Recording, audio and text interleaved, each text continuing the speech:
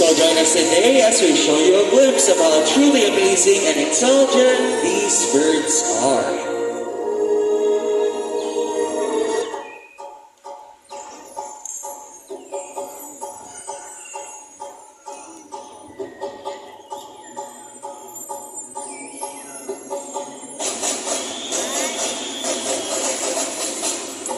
Now here we go, ladies and gentlemen. Let's start our show by welcoming our flag-raising bird, Bandit.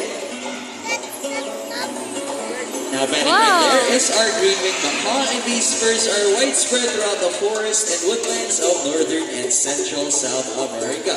Yes, and there you go, our show's officially started. A round of applause for our flag-raising bird. Yay, flag-raising bird.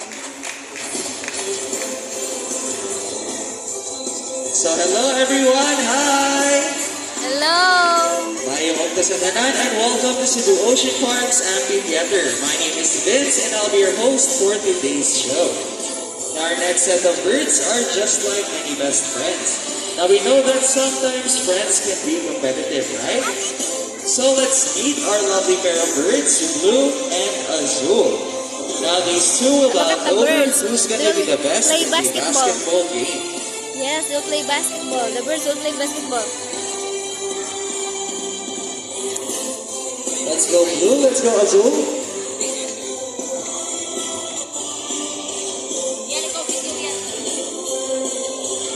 There! Oh, no. Now before we start this battle, I'll be dividing you into two groups. Now first for the boys, let me hear you cheer for Blue. Say, go Blue, go Blue. Blow. Now for the girls, let me hear you cheer for Azul. Say, go Azul, go Azul. Go Azul, go Azul. Okay, now are you guys ready for the basketball game? You want cheese? Oy, loya man, wala man ang answer. Oy, again, louder. Are you guys ready? Yeah. And birds ready. Trainers ready. And go. Let's go Blue, let's go Azul. So first ball for both birds. Second ball for Blue, followed by Azul, and last ball. Blue wins this game. That's alright, Azul, so I guess Azul deserves another race. Now this time, let's do a ring race. Now the mechanics of this game is the first bird drop all three rings into the pool. The fastest is the winner. Now that's our ring race. Now are you guys ready for the second round? Birds ready, trainers ready, and go! Okay, let's go Azul, let's go Blue. Going Blue. And what is this? Azul drops all three rings at the same time. What a clever technique from the girls. So how about a round of applause for Blue and Azul?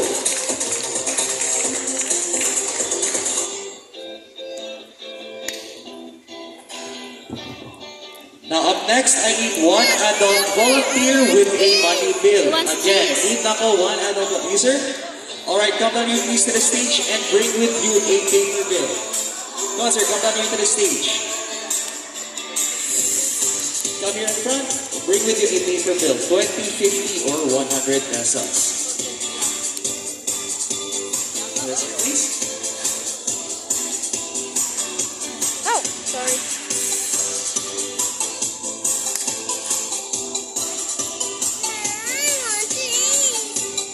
There's no cheese.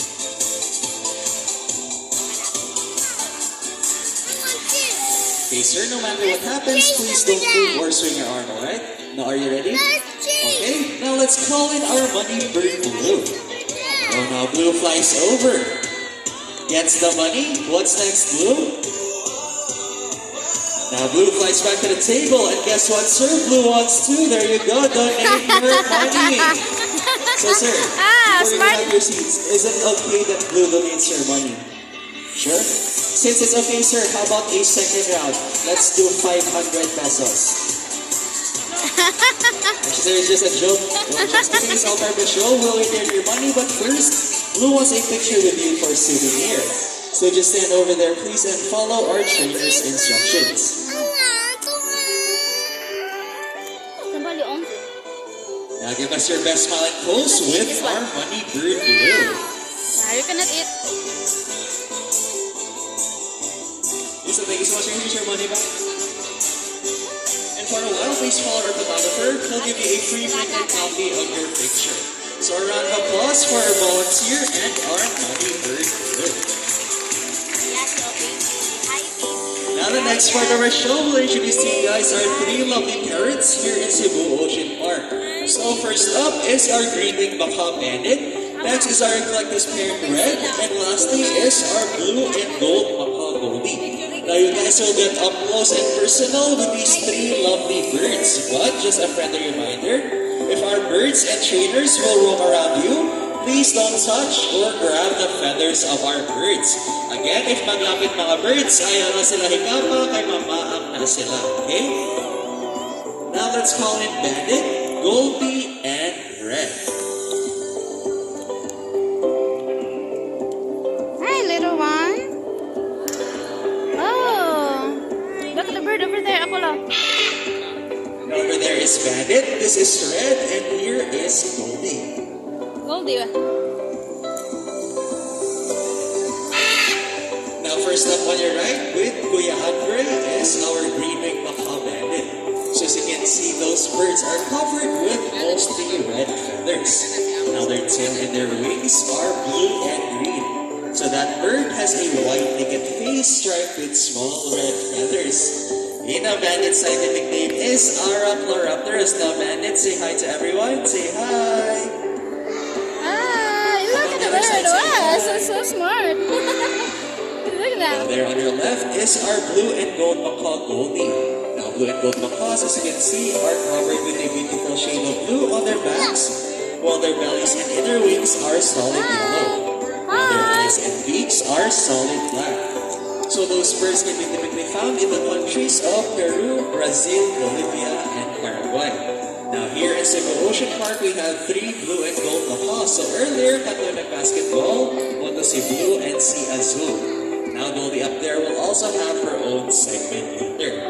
Now Goldie's scientific name is Ararona. Yes. Now lastly here with me, we have our eclectus parrot red. Now these birds are unusual in the parrot's family because of their extreme sexual dimorphism. Meaning you can easily identify if it's a male or a female eclectus parrot. Now red right here is a female eclectus parrot. That is because of her bright red colored feathers. Now as of the males, they will have bright green colored feathers. So once again, if red sila, kay female, and if green, kay male. Okay, this is Our famous. red scientific name is Hi. Eclectus ruratus. Now red right here can live up to 30 years old. 30 years old. And in Goldie, they can live up to 60 years old. Now, parrots are very social animals that love to fly in flocks in captivity. Look at the bird. And look at the bird. Their trainers. Now, lastly, did you know that parrots are monogamous, meaning they'll only have one partner for their entire lifetime? Ah, okay. Sana all. Sana all. That's it for our three lovely birds. Once again, we have bandit, red, and goldie. Sana all. They only have one partner for a lifetime.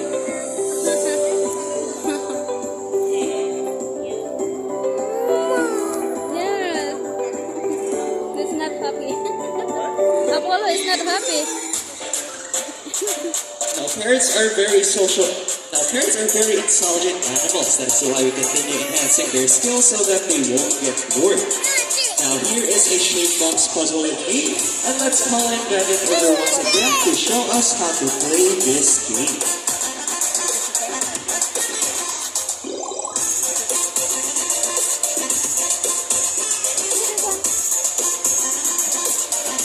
Now, even though this is a learned behavior, this is not possible without Bandit's intelligence, memory, and perception. Look at the bird. So in the wild, they use this skill to find food, shelter, and a good place to nest. So typically, they tend to feast on fruits, nuts, seeds, salts, and even minerals along the riverbank. So smart bird. And there you go, intelligent, right? A round of applause for Bandit.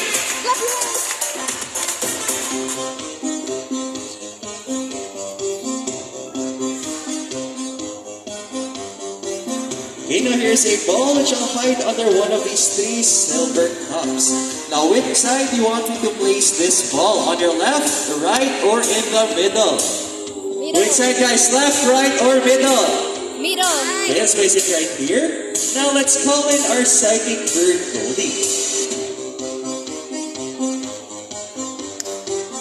Now do you think Goldie has the ability to find the hidden object? If it's a yes, let me hear you cheer. You can do it, Goldie. You can do it, Goldie. Hey Goldie, find us the hidden object. Now Goldie's searching, scanning each cup using her psychic powers. And she found it. A round of applause for our psychic bird, Goldie.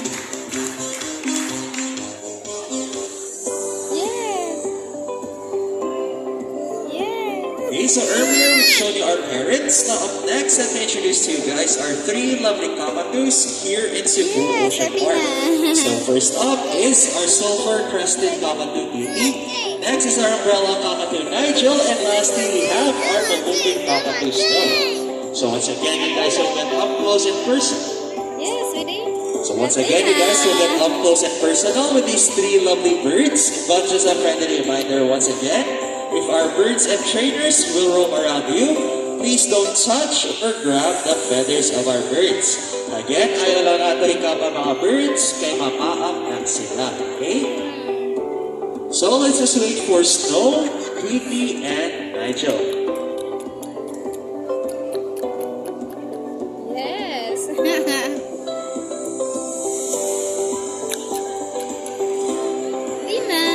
Yes. Look at the camera. Yes. So over there, Snow. This is They're white. Tweety, and the Nika is Nigel. Wow, look at the white bird.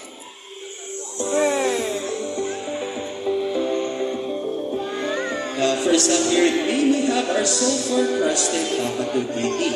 Be Now, careful, these ha. birds Do prefer not. their habitats Oh, along the buy popcorn. edges of tropical and Cheese popcorn. subtropical Don't be rainforests. happy. Now, you see they are primarily white with black beaks, and they have a prominent yellow crest on their head. So, kani siyang yellow siya head, may ginawag na crest. Now, the scientific name is Kakatua galerita. Now, there on your left is our umbrella cockatoo Nigel. Umbrella cockatoos are known as the white cockatoos or the great white-crested cockatoos. That is because of their holy white crest which will raise up like an umbrella. So mana-crest ni Nigel Mosaka, murag na siya umbrella o forma. So if you compare Tweety and Nigel, you can tell the difference as Tweety has a yellow crest. Now as for Nigel has a pure white Oh, crest. there's a white. And lastly here with Jenny Andre is our Philippine cockatoo Snow. Now, Philippine cockatoos are endemic in the Surang archipelago of eastern Indonesia, and are classified as the largest among the white cockatoos. Now, they're Wow. also known as Yeah, the no, salmon-crested don't idiot. You cockatoos put because alcohol of in their your pinkish white-colored feathers. Can you hold it, please? So, Can in you put general, alcohol in these his hand? birds merely raise their crest as a sign of communication and indication of their mood, whether they are happy, frightened, threatened, or during a Oh, tinawas meeting. na. Now, these birds are very loud and they can mimic almost any sound. We call that as mimicry behavior. So, paninis sila mga birds na makastorya. Now, Tweety and Nigel, they can live up to 40 years old. 40 years old, As a yeah. normal looking cockatoo Snow, she can live up to 70 years old. And that is it for our 3 lovely cockatoos. Once again, with Kuya Andre is our looking cockatoo Snow, our silver-crested cockatoo Tweety, and our umbrella cockatoo Nigel.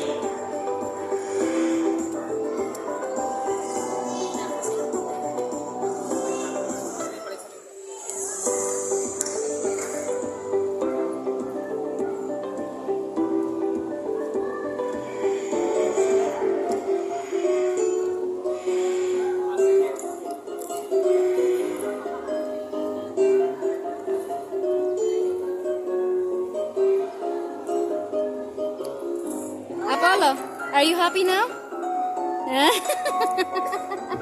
Okay, now does anyone here love math? Any math wizards in the crowd? No one? Well, do you guys think birds can do math? Yes or no? Well, our next Yes, set I of think. birds will leave you almost baffled and amazed. Now, before we begin, can you give me two numbers from 1 to 20? Again, any numbers from 1 to 20? 18. 7. Alright, give me a bigger number. 13. 13. Okay, and our equation is 7 plus 13. Now we all know the answers, right? But we must not tell the answers just yet. And before we call in our math wizard, I'll be shuffling these numbers first. Apollo. Happy? Yeah. No, don't give Athena. Oh. Yes, Athena, yes. See you? Happy? Yes, you're happy too.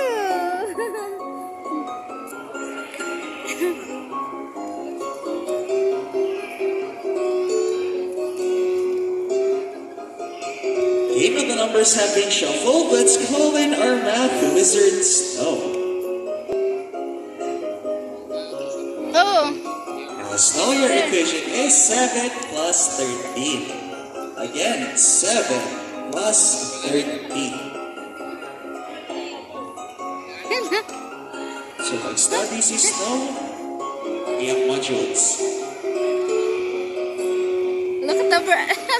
Look at the bird. She's studying too.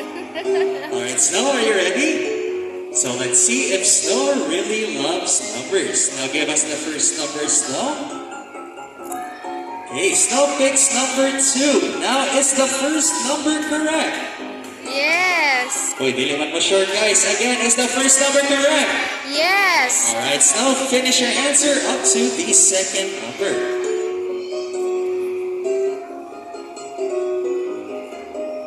Wow, good 7 plus job. 13 equals 20. A round of applause for our math wizard, Snow.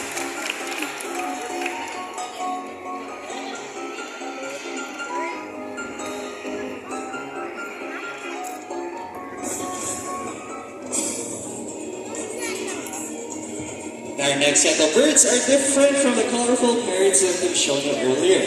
Now they're called birds of prey or raptors, which means to seize or to take by force. Now these birds are classified because of their hunting behavior and excellent eyesight. So around the globe, we have 400 plus living species of raptors. Now here in Cebu Ocean Park, we're about to show you two. First is our Brahminic kingdom, and next is our Philippine serpent eagle. Now, before we call in our raptors, may I request everyone to please settle down, especially the kids. Once again, please settle down and take your seats.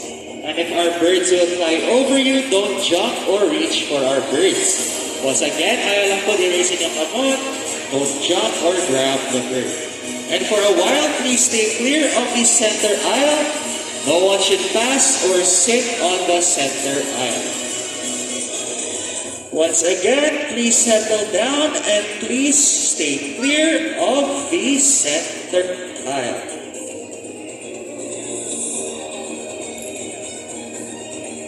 Over there? Once again, please settle down lang po. Excuse me, ma'am. Tingnan lang balihog. Alright, first up. Excuse me, ma'am. Please stay clear of the center aisle. Excuse me. Please stay clear of the center aisle. Thank you. Alright, now first up, let's call in our Brahmini kite, Jacob. Yes, over there. Our Brahmini kites are scientifically known as Haliastur indus. These birds are widespread throughout the subcontinents of India, Southeast Asia, and Australia, where they're known as sea eagles. Now here in the Philippines, we call them as lawins or manok in the Visayan region. Ah, manok.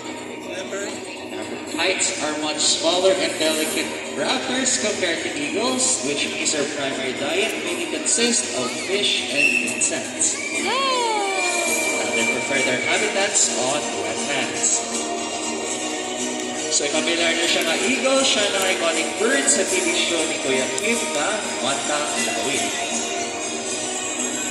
And there you go, that's it for our Brahminic kites.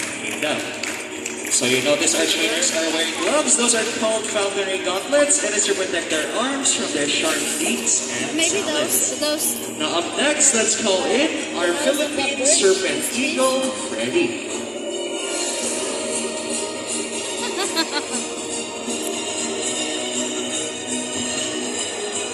Now the Philippine serpent eagle is endemic in the major islands of the Philippines. So there you go, Its Philippine birds eagle. are usually found on open woodlands and forests. Now they're distinguishable from other species of serpent eagles by more well-defined spots on their bodies and wings. Now they're called serpent eagles because in the wild their primary diet may consist of much big animals such as mice, rodents, small birds, reptiles, and snakes. Now the Philippine eagle and the Philippine serpent eagle are two different birds. So in general, the Philippine eagle is 3 times larger than Freddy. Yeah. The Philippine eagle.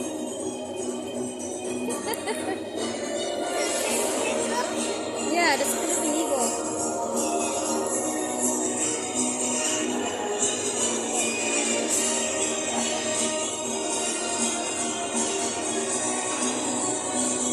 Need to get your cameras ready as Freddy will fly across the stage.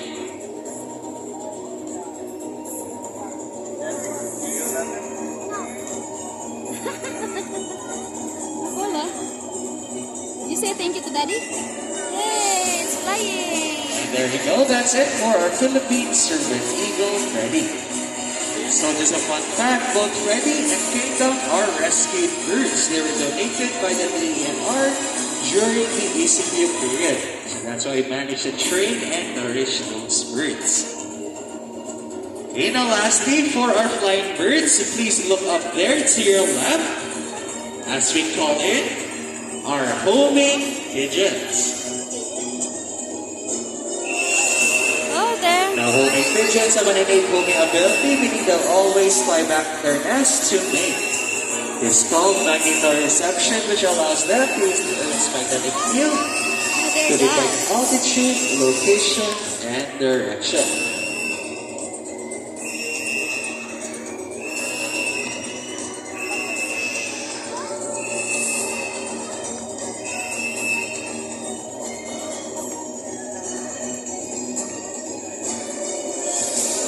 There you go, that's it for our flying birds and our homing pigeons.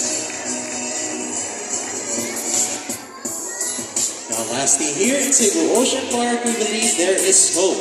Not only do we protect our friends in the ocean, but also in the land and air. So does everyone remember the 3 R's? It's reduce, reuse, and recycle. So let's call in our lovely bird once again to show us the proper waste disposal.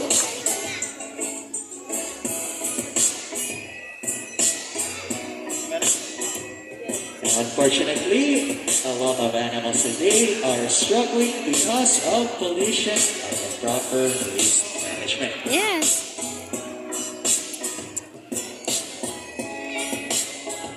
Look at the bird. So as you can see, working with animals can sometimes be difficult and unpredictable. So always keep in mind to reduce waste, reuse plastics, and recycle everything we can. Yes. So no matter how small our effort, let's do our part to protect this one and only world, because remember, this is the only home that we have. Last Shash Azul. See, if Azul can do it, then so can we.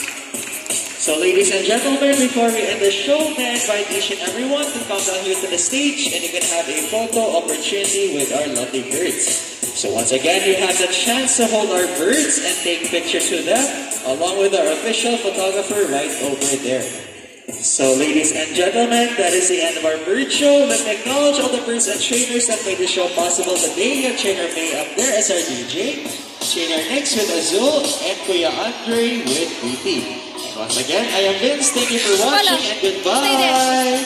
Bye. So once again, kita ganahan mag-pictures with our lovely birds.